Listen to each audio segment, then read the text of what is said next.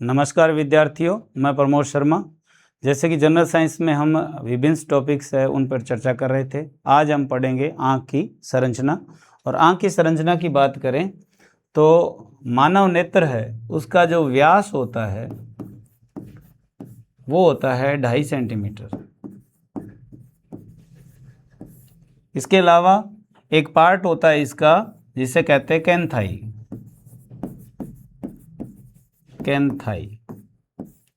कैंथाई क्या चीज होती है? जैसे सपोज करिए ये व्यक्ति का नाक है और ये इधर आंख है।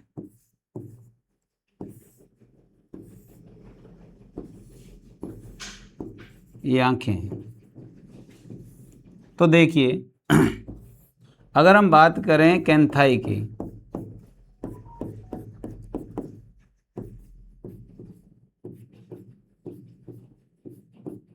तो ये जो आंख है इसके ऊपरी पलक और निचली पलक, ये ऊपरी पलक और ये निचली पलक, ये ऊपरी और ये निचली।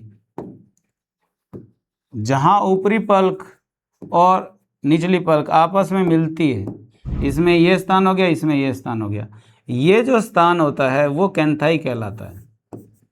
यानी ऊपरी और निचली पलक का मिलन स्थल जो है वो कैंथाई कहलाता है। और ये कैंथाई दो तरह की होती है। देखिए कि एक हिस्सा ये हो गया जो नाक के पास का हो गया, दूसरा ये कान के पास आएगा, कान की तरफ का। तो जो हिस्सा हमारे कान की तरफ होता है, कान के पास होता है, उसे लेटरल कहते हैं। कान की तरफ होगा उसे लेटरल कैंथाई कहते हैं। और जो नाक की तरफ होगा इसे मीडियम कैंथाई कहते हैं। मीडियम कैंथाई कहा जाता है।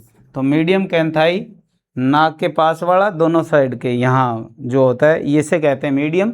और ये जो कान की तरफ का होगा इसे लेटरल कैंथाई कहते हैं। कैंथाई वो स्थान है जहाँ ऊपर की और निचली पलक जो आपस में मिलती है वो स्थान होता है। आँख की संरचना की बात करें तो मुख्य रूप से आँख की संरचना में देखिए इस तरह की संरचना बनती है आँख की। तो इसमें क्या क्या चीज़ आती है मैंने क्रमांक के हिसाब से भी इसके अंदर पूरा स्पष्ट किया है कि भी आपके समझ में आए। तो सबसे पहला जो पार्ट होता है उस पे हम चलते हैं। तो सबसे पहला पार्ट वो होता है श्वेत पटल। सबसे पहला पार्ट कौन सा? श्वेत पटल। श्वेत पटल आंख का अधिकांश भाग जो होता है वो श्वेत पटल होता है। और ये हिस्सा जो हमें सबसे ज़्यादा जो दिखाई देता है वो हिस्सा ये श्वेत पटल है। श्वेत पटल जो होता है आंख का वो हिस्सा है जो अपारदर्शक होता है और ये जो है आंख की सुरक्षा का कार्य करता है। मुख्य रूप से अपारदर्शक होता है और कई परतों से बना होता है। तो कई परतों का बना है, सुरक्षा का कार्य करता है और अपारदर्शक होता है। तो अब आपको याद रखना है इसमें अपारदर्शक, कई परतों का, कई परतें होती है इसमें। और तीसरी खास बात इसकी होती है कि ये जो है वो सुरक्षा का कार्य करता है। आंख की सुरक्षा का कार्य कौन करता है? सुरक्षा कार्य। तो आपको याद रखना है कि सुरक्षा का कार्य जो है वो श्वेत पटल करता है। अब आप देखिए दूसरा जो हिस्सा है वो आंख का आता है कॉर्निया। दूसरा हिस्सा कौन सा? तो कहेंगे कॉर्निया। तो आप देखिए ये जो श्वेत पटल है बाहर का हिस्सा है, ये जहाँ से दोनों हिस्सों से जुड़ा होता है, यानी ऊपरी हिस्से और निचले हिस्से को जोड़ने का कार्य, जो श्वेत पटल को ऊपर और नीचे से जोड़ने का कार्य करता है वो हिस्सा कहलाता है कॉर्निया। और सबसे इम्पोर्टेंट हिस्सा होता है कॉर्निया। कॉर्निया जो होता है वो पारदर्शक होता है, पारदर्शक। दूसरा ये वो हिस्सा होता है जैसे नॉर्मली हम सुनते हैं कि आंख दान, तो आंख दान के अंदर ये कॉर्निया हिस्सा है वही दान किया जाता है। तो आंख दान में यही हिस्सा दान करते हैं। तो पूछ ले आपसे पेपर में कि भी आंख दान में कौन सा हिस्सा दान किया जाता है, तो आपको याद रखना है कॉर्निया। दूसरा आंख में प्रकाश, आंखों में प्रकाश इसी से प्रवेश करता है, तो 3-4 बातें निकल के आई। पारदर्शक होता है, और आंख दान में ये हिस्सा ही दान किया जाता है, और आंख में प्रकाश जो प्रवेश करता है तो इसी हिस्से से आंख के अंदर प्रकाश जो है वो प्रवेश करेगा। ये हिस्सा क्या कहलाता है? कॉर्निया कहलाता है। और कॉर्निया वो हिस्सा होता है जो दान के समय भी, आंख दान में ये हिस्से को इस्तेमाल किया जाता है। और इसके बाद में जो हिस्सा आता है, जो मैंने इसमें गुलाबी रंग का दर्शाया हुआ है, इसे कहते हैं आइरिस। क्या बोलते हैं इसे? आइरिस। और आइरिस का दूसरा नाम जो है वो होता है परितारिका। परितारिका ये मांसपेशियों से बना होता है। ध्यान देना, ये मांसपेशियां हैं। सामने तो गुलाबी रंग की 2 ही दिखाई दी है, देखिए इसके अंदर ये जो है वो गुलाबी रंग की 2 ही दिखाई दी हुई है। मैं पूरा इसको गुलाबी रंग का कर देता हूं ताकि आपके समझ में आ जाए। ये ऐसे,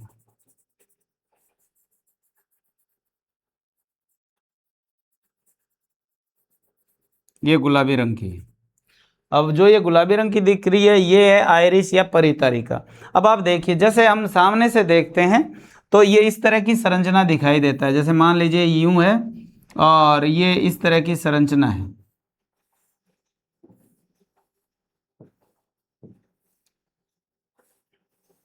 ये ऐसे कई है, इसमें से ये 2 ही उठाए हुए हैं हमने, एक ये और दूसरा हिस्सा ये उठाया हुआ।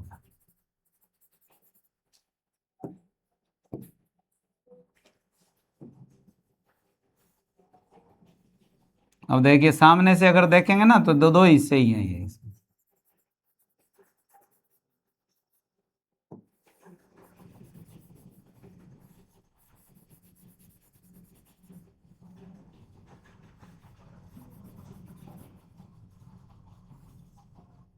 ये लो, ये 2 हिस्से ही दिखाई दिए। अब इनके बीच में देखिए आप, गैप दिख रहा है इसके अंदर। ये जो सफेद सा हिस्सा होता है, ये सफेद हिस्सा जो है वो कहलाता है तारा या पुतली। जो बीच का जो खाली हिस्सा होता है उसे क्या कहते हैं? तारा या पुतली। अब आप समझिए इसको, सपोज कीजिए ये जो हिस्सा है, अब आप यहाँ से अगर देखोगे मेरे दोनों जो हाथ है वो है आइरिस या परितारिका। अब ये फैलेगी तो इसका आकार जो है, बीच का जो गैप है, ये गैप क्या हो जाएगा? कम हो जाएगा। जब ये सिकुड़ेगी तो ये गैप ज़्यादा हो जाएगा, और ये फैलेगी तो गैप कम, सिकुड़ी तो गैप ज़्यादा। यानी आइरिस के सिकुड़ने से ये जो बीच का गैप है वो ज़्यादा हो जाता है, और गैप को ही क्या बोलते हैं? तारा या पुतली बोलते हैं। तो पुतली का आकार जो है वो आइरिस या परितारिका पर निर्भर करता है। तारा या पुतली का आकार बड़ा है, इसका मतलब आइरिस या परितारिका जो है वो सिकुड़ गई है। और आइरिस या परितारिका फैलती है तो तारा या पुतली का आकार जो है छोटा हो जाता है। तो अब आप देखिए, धुंधले प्रकाश के अंदर तारा या पुतली का आकार बड़ा होता है और आइरिस जो है वो फैल जाती है। तो फैलेगी तो ये गैप जो बीच का है वो क्या हो जाएगा? कम हो जाएगा, यानी तारा या पुतली छोटी हो जाएगी। और धुंधले प्रकाश के अंदर ये चीज़ जो है वो ऑपोजिट हो जाएगी। उसमें क्या होगा? तारा या पुतली का आकार सिकुड़ जाएगा। सिकुड़ने से जो ये प्रकाश जो जाएगा अंदर तो उसको स्थान ज़्यादा मिल जाएगा। तो तारा या पुतली धुंधले प्रकाश में आकार बड़ा होता है और तेज प्रकाश के अंदर तारा या पुतली का आकार छोटा होता है। अब आप देखिए, आइरिस या परितारिका मांसपेशियों से बनी हुई संरचना होती है, फैल सकती है, सिकुड़ सकती है, कॉर्निया के ठीक पीछे लगी हुई होती है। तो ये हो गई हमारे तीसरे नंबर की स्ट्रक्चर। तो तीसरे नंबर की स्ट्रक्चर को हम देखें तो वो है आइरिस या जिसे परितारिका कहते हैं।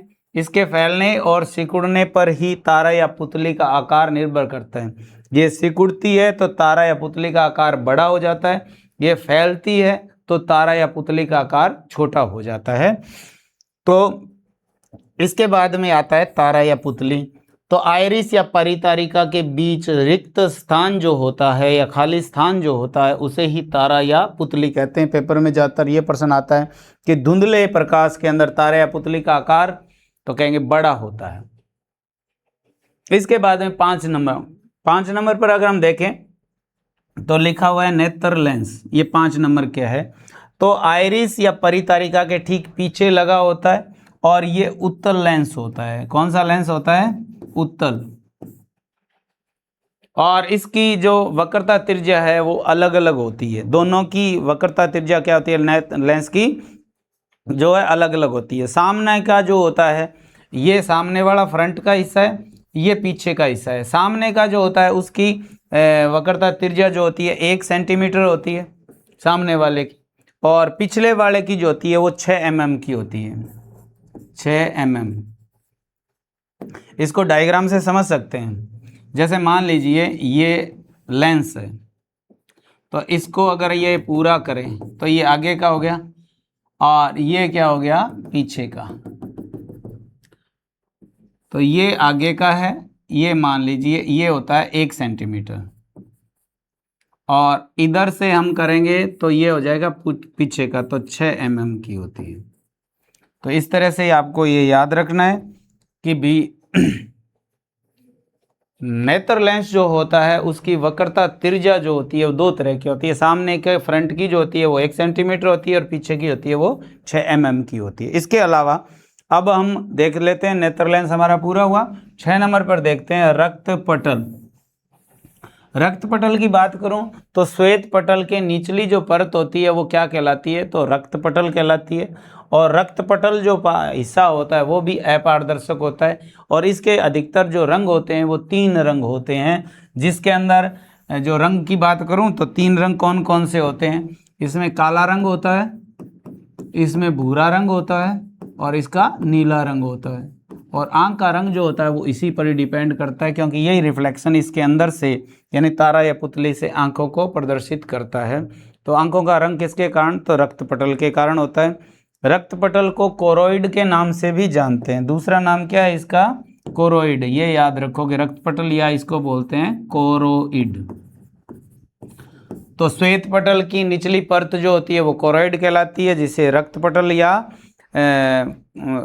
या कोरोइड के नाम से जानते हैं। श्वेत पटल के नीचे की होती है, इसका अधिकतर रंग काला होता है। प्रकाश का अवशोषण करना या प्रकाश को आंखों में रोके रखने का कार्य जो है वो कौन करती है? तो रक्त पटल करती है। प्रकाश को अवशोषित करने का कार्य भी कौन करता है? तो रक्त पटल करती है। इसके बाद में हिस्सा आता है रेटिना। रेटिना क्या चीज होती है? तो आप याद रखोगे रेटिना को कैसे डिफाइन करेंगे? तो रेटिना वो हिस्सा होता है ये जो रक्त पटल की निचली परत होती है, जो ग्रीन कलर में मैंने दिखाई है। तो रक्त पटल की निचली परत जो होती है वो रेटिना होती है। जब भी किसी वस्तु को हम देखते हैं तो सबसे पहले प्रतिबिंब जो है वो रेटिना पर बनता है। तो आपको याद रखना है प्रतिबिंब इसी पर बनता है। तो आपसे जब पूछा जाए कि भी बताइए आंख में प्रतिबिंब कहाँ बनता है, किस पर बनता है, तो आपको याद रखना है कि आंख में हमेशा प्रतिबिंब जो है वो रेटिना पर बनता है। और रेटिना पर जो उत्तल लेंस का जो प्रतिबिंब होता है ऊ से उत्तल और ऊ से उल्टा कैसा बनता है? तो याद रखोगे हमेशा यहाँ प्रतिबिंब जो है वो उल्टा बनता है। अब बात आती है कि कई वस्तु तो स्पष्ट दिखाई देती है, कई स्पष्ट नहीं दिखाई देती। तो ये जो पीत बिंदु है इस पर अगर किसी वस्तु का प्रतिबिंब बनता है तो वस्तु स्पष्ट दिखाई देती है। इससे अगर आगे बनेगा प्रतिबिंब तो उस व्यक्ति को निकट दृष्टि दोष होगा। निकट दृष्टि दोष। तो आपसे पूछ लेंगे कि बताइए निकट दृष्टि दोष में प्रतिबिंब कहाँ बनता है? पीत बिंदु के आगे, पीत बिंदु के पीछे, पीत बिंदु के ऊपर, पीत बिंदु से नीचे। तो आपको याद रखना है निकट दृष्टि दोष में प्रतिबिंब जो है वो पीत बिंदु से आगे बनता है। तो दूरदृष्टि दोष में तो कहेंगे प्रतिबिंब जो है वो पीछे बनता है। ये भी बहुत इंपॉर्टेंट क्वेश्चन है, याद रखोगे। दोबारा सुनिए इसको। पीत बिंदु पर अगर प्रतिबिंब बने तो वस्तु स्पष्ट दिखाई देती है। पीत बिंदु से आगे बने तो व्यक्ति को निकट दृष्टि दोष होता है। अगर पीत बिंदु से पीछे बने प्रतिबिंब तो उस व्यक्ति को दूर दृष्टि दोष होता है। तो ये था हमारा 8वां पॉइंट आंख की संरचना के अंदर। अब बात आती है कि भाई आंख के अंदर और द्रव्य भी भरे होते हैं। तो देखिए, एक द्रव्य होता है जिसे कहते हैं कचाव द्रव्य, एक द्रव्य होता है जिसे कहते हैं जलीय द्रव्य। कचाव द्रव्य की अगर मैं बात करूं तो आप देखिए कि ये जो ग्रीन कलर में दिखा है ये है रेटिना, और इधर हम बात करेंगे तो है लेंस।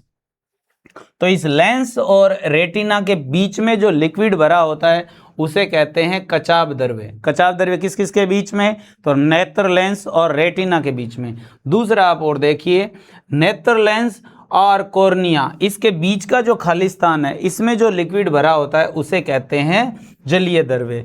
तो ये थी हमारी आंख की संरचना। एक बार मैं फिर रिवाइज करा देता हूँ आपको कि हमने आंख के अंदर संरचना में क्या क्या चीज़ पढ़ी है। तो सबसे पहले आंख की संरचना में हमने पढ़ा आंख का व्यास। तो आंख का व्यास होता है 2.5 सेंटीमीटर। 2.5 सेंटीमीटर की आंख सामान्यतः पाई जाती है।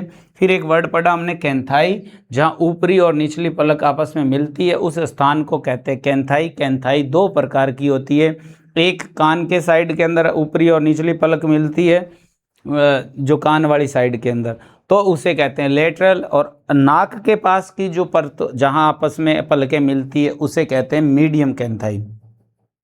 फिर हमने पढ़ा इसका संरचना आंख की संरचना की बात करें तो ये आंख की संरचना, इसमें सबसे अधिकांश भाग जो होता है वो श्वेत पटल होता है। बाहरी परत होती है, अपारदर्शक होती है, कई परतों से मिलकर बनी होती है और ये सुरक्षा का कार्य करती है। दूसरा जो आता है वो आती है कॉर्निया। कॉर्निया वो हिस्सा होता है जो श्वेत पटल को ऊपर और नीचे से जोड़ने का कार्य करता है। आंख में प्रकाश जो है वो इसी हिस्से से प्रवेश करता है। आंख दान में यही हिस्सा दान किया जाता है। कई बार प्रश्न आया हुआ है कि कैमरे के अंदर जो रील होती है उसकी भांति आंख का कौन सा हिस्सा काम करता है, तो उत्तर हो जाएगा आपका रेटिना करता है। तो कॉर्निया की बात कर रहे थे, तो कॉर्निया पारदर्शक होता है, आंख में प्रकाश जो है इसी हिस्से से प्रवेश करता है और इसे आंख दान के दौरान दान किया जाता है। फिर आती है तीसरी आइरिस। कॉर्निया के ठीक पीछे जो है मांसपेशियों से बनी हुई संरचना पाई जाती है जिसे आइरिस या परितारिका कहते हैं। ये फैलती और सिकुड़ती है। इसके बीच का जो खाली स्थान है उसे तारा या पुतली कहते हैं। इसका आकार तारा या पुतली का छोटा है, इसका मतलब आइरिस सिकुड़ गई। इसका आकार अगर छोटा है, इसका मतलब आइरिस जो है वो फैल गई, और इसका आकार बड़ा है, इसका मतलब आइरिस जो है वो सिकुड़ गई। तो इसके सिकुड़ने और फैलने पर निर्भर होता है तारा या पुतली का आकार। धुंधले प्रकाश में तारा या पुतली का आकार बड़ा होता है, इसका मतलब ये हुआ कि आइरिस जो है वो सिकुड़ गई। सिकुड़ने से गैप ज़्यादा हो गया तो तारा या पुतली का आकार बड़ा हो गया, और बड़ा होने से प्रकाश ज़्यादा प्रवेश करेगा तो वस्तु देखने में आसानी रहेगी। इसके बाद में पांचवा हिस्सा जो आता है वो था हमारा नेत्र लेंस। तो आंखों के अंदर जो नेत्र लेंस लगा होता है वो उत्तल होता है। ये लगा कहाँ होता है, तो कहेंगे ये आइरिस या परितारिका के ठीक पिछला हिस्सा होता है, और ये दो वक्रता त्रिज्या वाला होता है। आगे की वक्रता त्रिज्या तो होती है वो 1 सेंटीमीटर होती है, और पीछे वाले की जो होती है वो 6 mm की होती है। तो ये दोनों चीज़ें आपको अच्छे से याद रखनी है। इसके अलावा श्वेत पटल के निचली जो परत होती है वो उसे रक्त पटल कहते हैं। ये अपारदर्शक होती है। आंखों में जब प्रकाश पड़ता है तो प्रकाश का अवशोषण है वो यही परत करती है, और ये काला, भूरा और नीला 3 रंग की होती है। प्रकाश का अवशोषण करना इसका मुख्य कार्य है, और इस रक्त पटल को कोरोइड के नाम से भी जानते हैं। इसके बाद इसकी निचली जो परत आती है रक्त पटल के, वो आती है रेटिना। आंखों में प्रतिबिंब जो है इस रेटिना पर बनता है, और रेटिना का एक बिंदु है जिसे पीत बिंदु कहते हैं। पीत बिंदु पर अगर किसी वस्तु का प्रतिबिंब बनता है तो वस्तु स्पष्ट दिखाई देती है। इससे अगर आगे बनेगा तो निकट दृष्टि दोष, इससे अगर पीछे बनेगा तो दूर दृष्टि दोष होता है। आंख में 2 प्रकार के द्रव्य भरे होते हैं। एक होता है कचाव, ये रेटिना और नेत्र लेंस के बीच जो लिक्विड भरा होता है उसे कचाव द्रव्य कहते हैं। नेत्र लेंस और कॉर्निया के बीच में जो भरा होता है उसे कहते हैं जलीय द्रव्य। और इस तरह से हमने आंख की संरचना पढ़ी। उम्मीद करता हूं कि आपको अच्छे से समझ में आया होगा। तो आंख की जो संरचना है उससे संबंधित जो 2 प्रश्न जो ज़्यादातर आते हैं वो ये कि आंख में प्रतिबिंब कहाँ बनता है, तो कहेंगे कॉर्निया रेटिना पर बनता है। आंख में प्रकाश प्रवेश करता है किस हिस्से से, तो कहेंगे कॉर्निया से।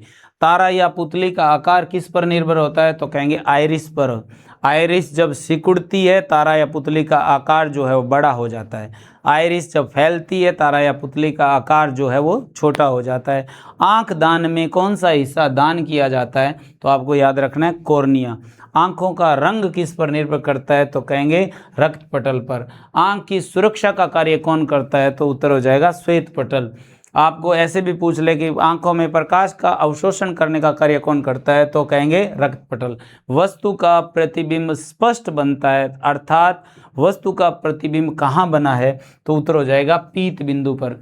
और नॉर्मली आपसे पूछ ले कि बताइए वस्तु का प्रतिबिंब कहाँ बनता है? तो कहेंगे रेटिना पर। और पूछ ले कि आंखों में लेंस कौन सा होता है? तो कहेंगे उत्तल लेंस। और इसका प्रतिबिंब कैसा बनता है? तो कहेंगे इसका प्रतिबिंब उल्टा बनता है। प्रकाश संवेदी जो नाड़ियां हैं वो फिर मस्तिष्क, मध्य मस्तिष्क तक सूचना पहुंचाती है, जिसे वो सीधा करके पढ़ लेता है। तो ये थी हमारे आंख की संरचना। नेक्स्ट वीडियो के साथ में फिर मुलाकात करते हैं। आज की क्लास को यहीं विराम देते हैं। तो ये थी हमारी आंख की संरचना। धन्यवाद।